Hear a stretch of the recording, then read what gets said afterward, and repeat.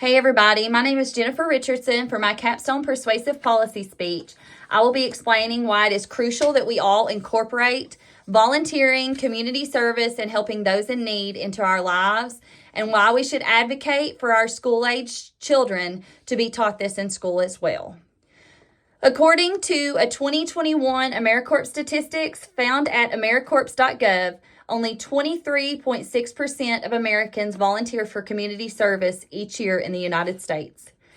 According to the U.S. Census at census.gov, an estimated 2.5 million Americans have been displaced from their homes due to natural disasters. Then on average, about 6,800 natural disasters occur worldwide each year. From just those statistics alone, we can tell there's a great need for more volunteers. As parents, when we decide to get involved, we can also get our children involved. By getting them involved, they learn empathy and compassion for others, especially during their time of need. There was a study conducted in Vancouver, Canada, held by the National Library of Medicine of a group of 9 to 11-year-olds that found performing 3 acts of kindness each week helped to improve students' overall well-being and their social acceptance among peers. This study can be found online at pmc.ncbi.nlm.nih.gov. Getting young children involved in community service and are volunteering their time in their community is a great way to teach kindness and empathy for others. I'm not saying at all that this is a cure for bullying or unkindness, but it's definitely a great start. Now, I'm sure that you're going through the same things that I went through in my mind before I decided to get involved in helping my community and other community service events. How can I get involved? It's just me. Why me? I don't have the time. I'm already struggling myself. I don't have anything to give. I don't have the time. I was the same way before I was affected. During the year of 2021, my hometown and surrounding area saw the catastrophic effects of a natural disaster. We experienced a significant amount of rainfall that led to a horrible flood. We're known as a river town, so our area is very prone to flooding, but in no way were we prepared for the amount of rainfall and flooding that we experienced during this time. Places that had never experienced flooding at this time were completely underwater. Beautiful homes that people had spent their entire lives building and constructing were completely destroyed. Homes were flooded so badly and so destroyed that they had to be completely gutted and start from scratch. People literally lost everything. They lost their homes, they lost their clothing, their vehicles, their food, absolutely everything but the clothing on their back. It was a truly heartbreaking event, and it had hit so close to home. You always see things like this happening on the news or you read about it in the newspaper, but you never imagine that it could or will happen to you until it does. At the time, I was running a small music and arts center right downtown in Irvin. I live in Irvin, Kentucky. And we had actually been closed due to COVID, but we were in the process of trying to get open back up. But this event stopped me dead in my tracks. I had practically an empty building, and I wanted to help. I was heartbroken for all these people. Some of these people I had known my whole entire life, and I wanted to help. So I started asking around and eventually decided to open up a supply center. I would open up and let people drop off donations and supplies, and it would be a place that people that were in need could come and pick up supplies.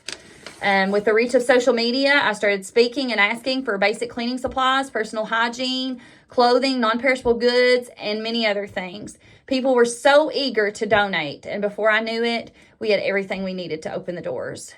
Every day at 8 a.m., we'd open the doors and people would pile through.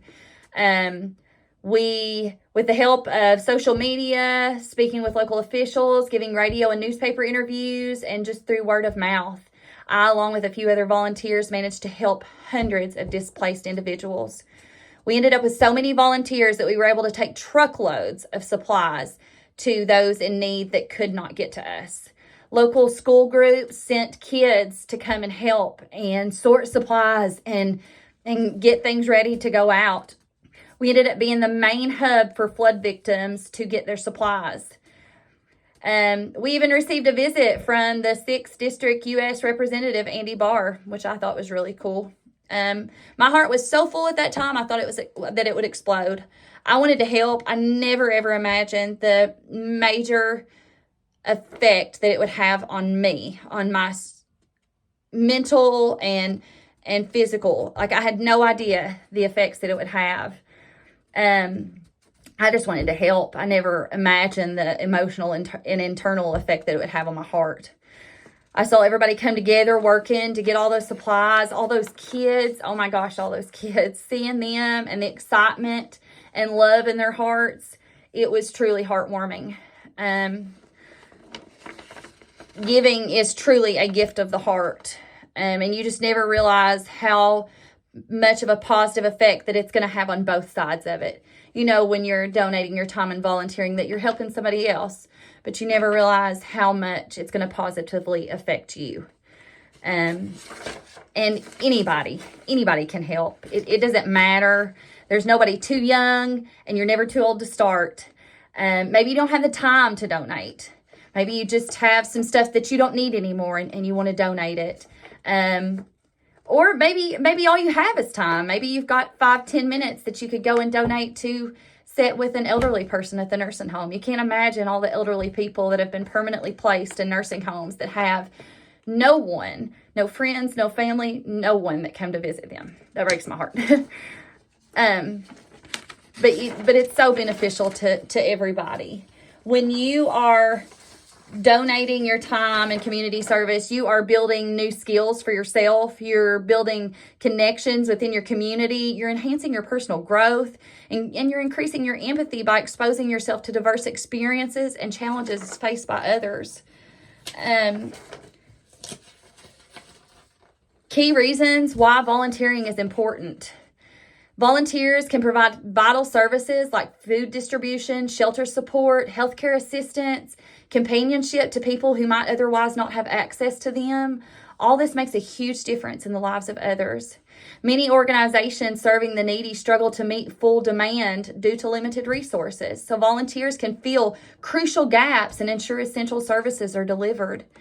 Volunteering builds a sense of community by bringing people together to work towards a shared goal, creating social connections, promoting understanding between different demographics. Volunteering helps people to develop new skills, build teamwork, problem solve, while gaining valuable experience in different fields. Not to mention the improved overall well-being. Studies have shown that volunteering can boost your self-esteem, reduce stress, provide a sense of purpose, and contribute to overall mental health and well-being. So, in closing, I urge you to consider the impact that volunteering can have, not just on those in need, but on yourself and your community. Every small act of kindness adds up, creating a ripple effect of compassion and support that can transform lives. Whether it's aiding those affected by disasters, assisting local shelters, or simply helping a neighbor in need, your involvement can reignite hope and resilience where it is most needed. So, in one of my favorite quotes is, "Be the change that you wish to see in the world." And that's what you got to do. You got to be the change you wish to see in the world. Take that first step and start making some changes. So that's the end of my speech. But I thought that with the last few minutes here, I'd share so that you all can see. This was when I had the big flood event here in Irvin. That was my building, and that was when we started sending out the truckloads. This right here is a picture of me and our U.S. Representative Andy Barr when he came to visit. And this one is a picture of my sweet little 4-year-old boy helping us. That was the best thing for my heart. And then that's the end. Thank you all.